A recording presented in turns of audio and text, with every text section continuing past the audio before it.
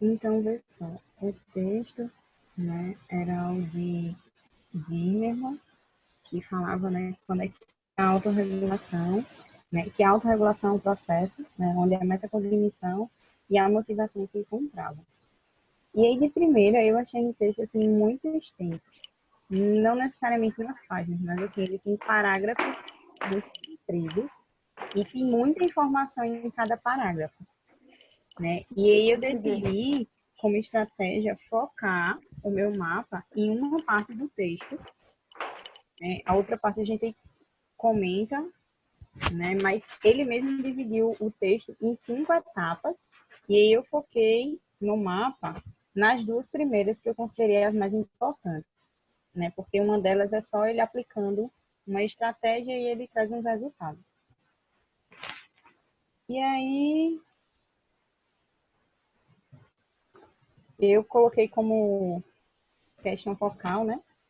Como é que os alunos aprendem em contextos autorregulados, né? E aí ele começa falando que o contexto autorregulado, ele envolve 4 dimensões. E aí eu, antes de começar propriamente dito, eu numerei as proposições para a gente conseguir achar mais fácil. Acho que foi uma ideia que Ronise tinha proposto nos encontros do ano passado e eu quis usar agora, eu achei que ia ficar mais fácil de ver. E eu vou começar aqui nessa 1, né? Eu estou seguindo a ordem. E aí ele diz que o contexto autorregulado, ele tem quatro cenários, ele envolve 4 coisas. As instruções anteriores, que o aluno ele vai receber, iniciativa pessoal, desenvoltura e persistência. E aí esse é um contexto autorregulado, não é qualquer contexto, né? Então, não necessariamente todos os nossos alunos têm todas esses contextos, né? E aí ele diz que as instruções anteriores são as mais básicas que todo mundo recebe de orientação das atividades. E quando eu olho para o autorregulado, é que eu tenho essas outras 3 de iniciativa pessoal, desenvoltura e persistência. E aí já a gente volta nelas. E aí ele também diz que contexto autorregulados são criados por alunos proativos, justamente porque a gente tem essas 3 instâncias que não estão em todos os contextos. E aí, por que esse contexto autorregulado é tão desafiador? Porque ele não acontece com tanta frequência. Porque para que esse contexto autorregulado aconteça, a gente precisa que o aluno tenha atenção, retenção, autoconsciência e motivação. E essas são coisas que não são muito fáceis de a gente conseguir. Então, por exemplo, quando eu falo de atenção, eu estou dizendo que o meu estudante tem que estar num contexto onde ele não se distraia. Então, não tem uma TV para ele assistir, não tem um WhatsApp para ele mexer, né? E aí, quando eu falo de retenção, é a questão de entender aquele conteúdo. Autoconsciência é conseguir se avaliar como é que eu estou aprendendo, né? Eu estou conseguindo realmente aprender. E a motivação de eu me sentir motivado para isso. E aí, quando eu junto essas 4 características, né, eu tenho um aluno autorregulado. Então, se eu estou num contexto que essas 4 características elas aparecem, então eu vou ter um aluno autorregulado.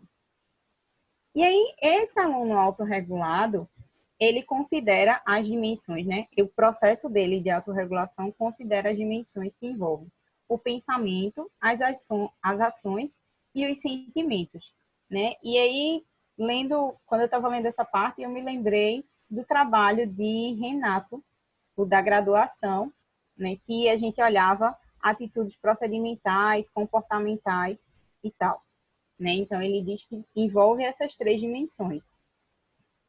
E aí, subindo, aqui voltando lá na iniciativa pessoal, desenvoltura e persistência, o texto traz que essas 3 características são explicadas pela motivação. Se eu estou motivado a resolver uma atividade, eu apresento essas 3 características. Eu vou ter iniciativa pessoal, então eu vou me propor a fazer sem esperar que alguém mande. Eu vou me comprometer nesse trabalho, né?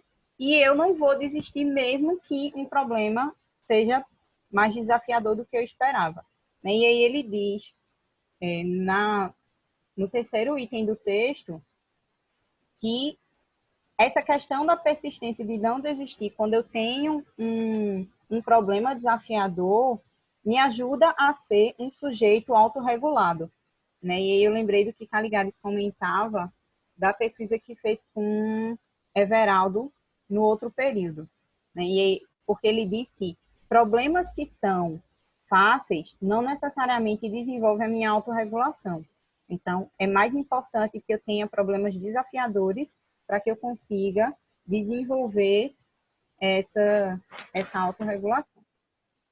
E aí, lá na motivação, né, voltando aqui para o meio, e ele diz que essa automotivação, ela apresenta uma deficiência quando o aluno não gosta da estratégia, então ele não vai se sentir motivado, e quando ele não considera que aquela estratégia vale o esforço. Então, se ele acha que é um trabalho muito grande para chegar naquela resposta, ele muito provavelmente não vai estar motivado.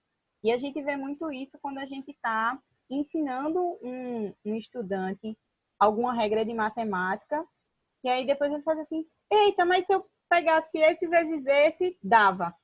E aí ele não se sente motivado a aprender essa estratégia que implica a ele um desafio de entender porque ele acha que não vale o esforço.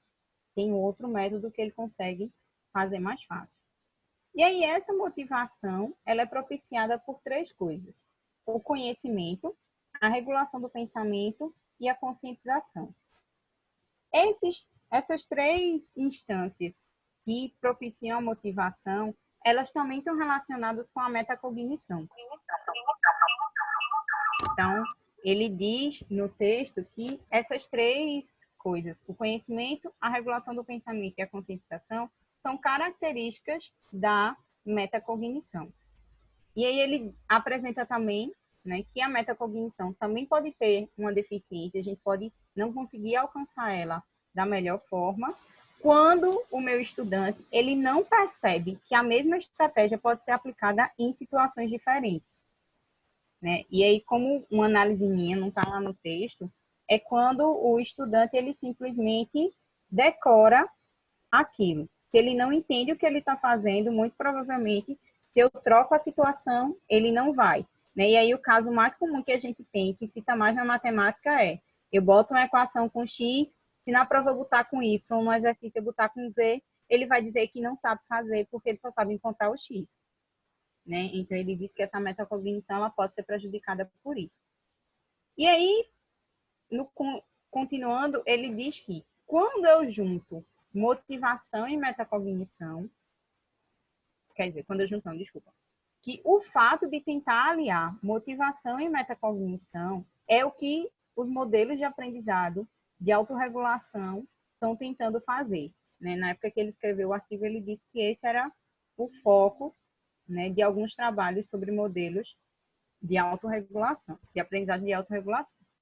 E aí ele diz que esses modelos de aprendizado autorregulado, eles têm como característica bem peculiar, né, não necessariamente principal, mas bem considerável, a questão do ciclo de feedback pessoal. E aí ele diz que esse ciclo de feedback pessoal, ele pode ser mais rápido, ou pode ser mais lento, dependendo de como é que você vai fazer. Se o seu feedback pessoal vier por meio de uma nota, por exemplo, talvez ele venha mais rápido. Se ele vier por uma conversa individual, talvez ele demore um pouco mais para chegar. Mas que ele é importante e é uma característica bastante relevante. E aí ele diz que esse ciclo de feedback pessoal, ele pode ser em três instâncias: social, pessoal e ambiental. E aí eu não lembro agora quais são as características dessas três instâncias. Depois eu dou uma olhada. E aí, o que é que ele diz? Ele diz, olha, esse ciclo de feedback pessoal, a nossa proposta, né, é trazer um modelo que a gente pode aplicar, que é o modelo cíclico que ele está trazendo, um modelo que tem três fases. E esse modelo é dividido nessas três fases: premeditação, desempenho e autorreflexão. E aí, nessa primeira parte, ele gasta praticamente, acho que metade do artigo só para descrever essas coisas. E aí, por isso que eu foquei nesse pedaço do artigo. Né? E aí ele diz, olha, o primeiro ciclo é o ciclo da pré-meditação. E aí deixa eu abrir aqui para vocês, só para vocês verem como é que ele traz esse artigo. Aí ele traz essa imagem. Né? Ele não aqui nessa imagem não está indicando onde é que esse ciclo começa. Mas aí quando a gente vai lendo o texto, a gente vê que ele diz qual é a primeira parte que a gente tem que considerar. Certo? E aí, essa primeira fase que ele fala é a fase da premeditação, né? É a que eu estou focado primeiro. E aí, essa premeditação, né, ela envolve duas esferas: a análise de tarefas e as crenças de autoavaliação. Né? Uma das propostas deles é incluir essas crenças de autoavaliação. Como é que eu incluo elas nesse modelo de aprendizado autorregulado? E aí, quando ele fala da análise de tarefa, ele diz que eu ainda consigo dividir isso em dois itens. Né? Quando eu estou pensando, quando eu estou fazendo análise de tarefa, eu estou fazendo um planejamento estratégico, como é que eu vou resolver essa tarefa, e estabelecendo metas, o que eu estou querendo ali. E aí, ele volta nessa parte das metas, quando ele vai falar de se tornar um estudante autorregulado, né? Como é que eu proativo. Né? Como é que eu faço isso? Que é quando eu tenho metas que são desafiadoras. Se as minhas metas são muito fáceis, dificilmente eu vou ter um estudante, né? Eu vou desenvolver essa proatividade. Não é impossível, mas dá um pouquinho mais de trabalho.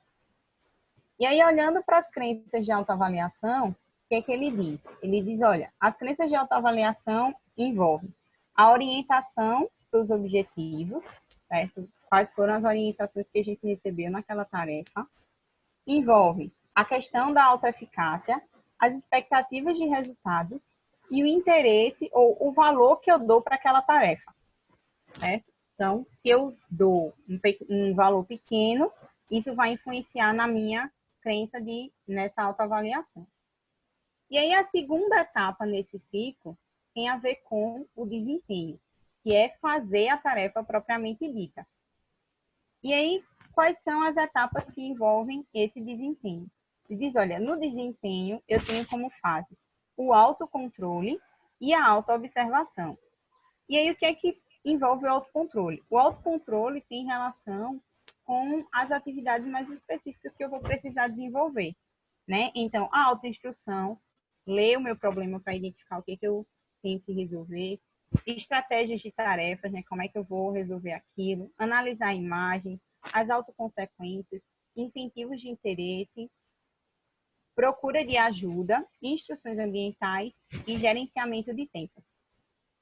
Esses incentivos de interesse, eu entendi que eram incentivos de interesse. A tradução, eu achei que era essa, quando eu fui conferir, a tradução tem juros de interesse, né? A tradução literal, mas eu achei que não cabia e é por isso que eu coloquei incentivos de interesse, né? Então, ele diz que todas essas dimensões, elas estão relacionadas com o autocontrole, né? Com coisas que eu preciso controlar quando eu estou nessa minha tarefa. Aí, na parte da autoobservação, ele diz que o que eu presto atenção nessa autoobservação? Eu estou olhando para a autogravação e o monitoramento metacognitivo. Né? E aí, lembrando, a metacognição, ele traz que tem a ver com conhecimentos, conscientização e regulação do pensamento. E aí, por último, a última etapa que ele apresenta nesse ciclo, né? Mas como é um ciclo, depois volta tudo para o início, é o da autorreflexão. E aí, nessa autorreflexão, eu tenho dois níveis principais: o autojulgamento e a autorreação. Né? A autorreação tem a ver com um fenômeno defensivo, né? Adaptativo defensivo e de autossatisfação ao afeto. E isso tem relação com o quanto eu consegui desenvolver daquela atividade. Né? E aí, como é uma proposta que tem um pouco de teorias sociais, aí a gente lembra lá daqueles psicólogos que a gente vê lá no começo das graduações, né, do incentivo, do reforço positivo e tal. E a última etapa que ele traz na autorreflexão é o autojulgamento, né, que tem relação com o atributo causal e a autoavaliação. E aí ele diz que esse é o ciclo que a gente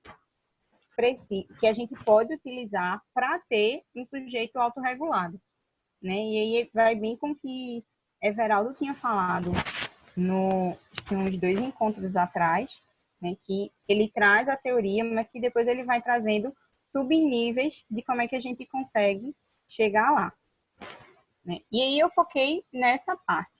Depois, né, no restante do artigo, ele traz os dados que ele conseguiu na aplicação, né? E fala um pouquinho sobre essa questão de como... Deixa eu ver aqui.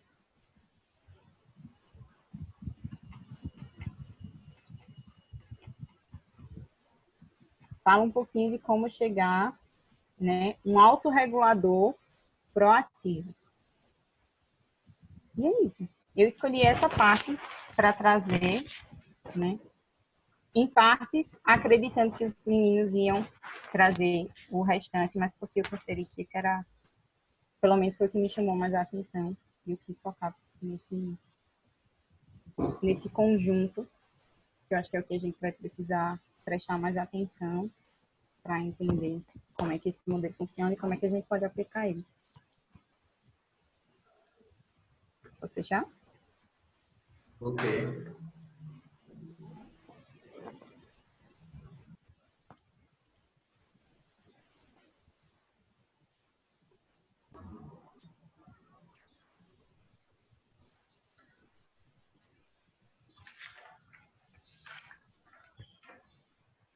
Posso fazer uma pergunta?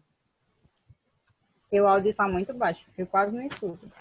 Posso fazer uma pergunta, Tatinha? Pode? Vê. Não, pode não, que você... Não, eu não entendi. De fato, foi algo que eu não entendi, certo? O primeiro conceito que você abordou foi o contexto. Eu não aí, para o autor, o contexto envolve só o aluno ou o professor também? Então, no texto, ele foca só no aluno. Ele só fala num contexto regulado de aprendizagem. Ele não está...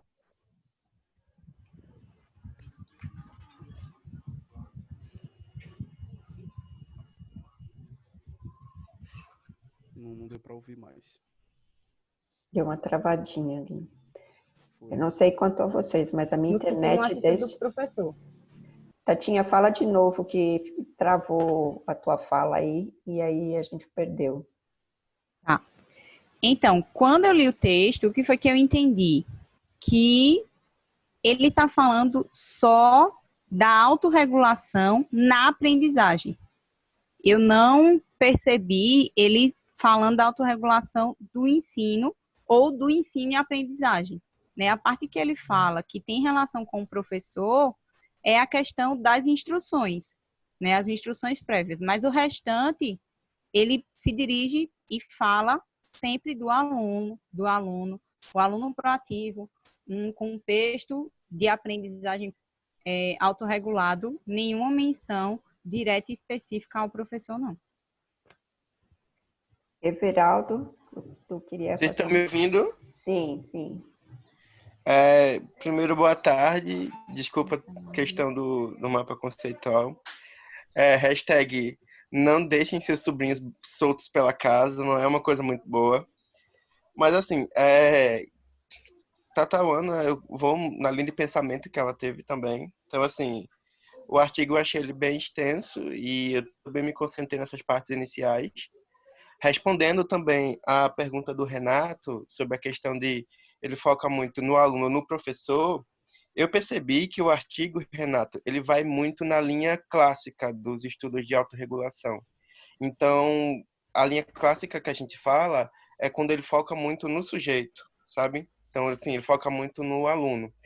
Inclusive, ele cita uma coisa bem legal que está tendo muito impacto hoje em dia, que é sobre a questão da busca por ajuda, sabe?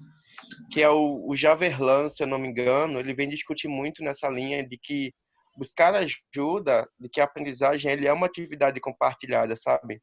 Porque é o seguinte, vê, pelo que deu para entender do artigo, e esse ponto é bem legal, é, a teoria clássica, ela dá muito ênfase, por exemplo, à questão do autocontrole, sabe? Então, se o sujeito ele é autorregulado, então se espera que ele tenha autocontrole e tal. E isso lembra um pouquinho daquela discussão que a gente teve lá no começo do ano, quando tu perguntou essa questão de, ó, então, se o sujeito ele não procura monitoria, como assim isso quer dizer que é uma coisa boa? Então, vá um pouquinho nessa linha, tá? Que assim, pelo que eu percebi, o autor ele traz essa discussão porque assim, o pessoal da linha clássica, ele adota que se o sujeito ele tem autocontrole, então se espera que ele não procure muita ajuda, tá?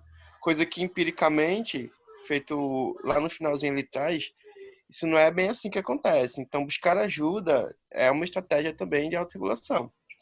Assim, as minhas impressões do artigo também eu achei ele assim um pouco denso no sentido de ter que ele explica detalhadamente cada etapa, coloca os processos e subprocessos, tá? E uma coisa que eu achei bem legal, eu não sei se Tatabano também percebeu, mas, por exemplo, eu percebi que em todas as etapas, volta e meia, ele sempre tentava puxar um pouquinho pro lado da motivação, tá? Então, por isso que também o título do artigo é Metacognição e Motivação, até que ponto se cruzam, ou coisa parecida, tá bom? Então, eu achei bem legal esse ponto de que em todas as fases, ele explica cada fase, ele explica cada categoria, mas ao mesmo tempo ele dá uma leitura de que ponto fase a gente pode trabalhar a motivação, que eu acho que ainda é um calo muito grande para a gente nas pesquisas de auto que a gente vai poder fazer um bocado de coisa aí. E uma coisa bem legal também que eu achei foi que ele chama de fontes de motivação. Então, assim, Tatá, ela trouxe os pontos que tem um artigo, que estão lá no texto, mas eu achei um pouco legal, e é bom a gente ver isso também, que o autor ele coloca realmente, assim, fontes de motivação. São características em cada etapa que dá para a gente explorar mais no sentido de desenvolver esse aspecto, tá? Aí tem lá o valor intrínseco da atividade, as expectativas de resultado, a autoeficácia, a orientação dos objetivos, o objetivo do aprendizado, a busca por ajuda também, e também a autoconsequência, a autossatisfação, enfim, são pontos aí bem consideráveis a se tratar. Eu acho que é um artigo que dá para ser bem explorado, tá? Lembrando que as nossas discussões introdutórias, quer dizer, as discussões dos encontros passados, foi mais para a gente conhecer as teorias, os teóricos e tal. Esse artigo, ele foca um pouco mais nas etapas dos ciclos mesmo. Eu acho uma coisa bem interessante também da gente conhecer, para quem quiser também trabalhar. E eu acho que esse artigo dá para explorar bem também na área de motivação.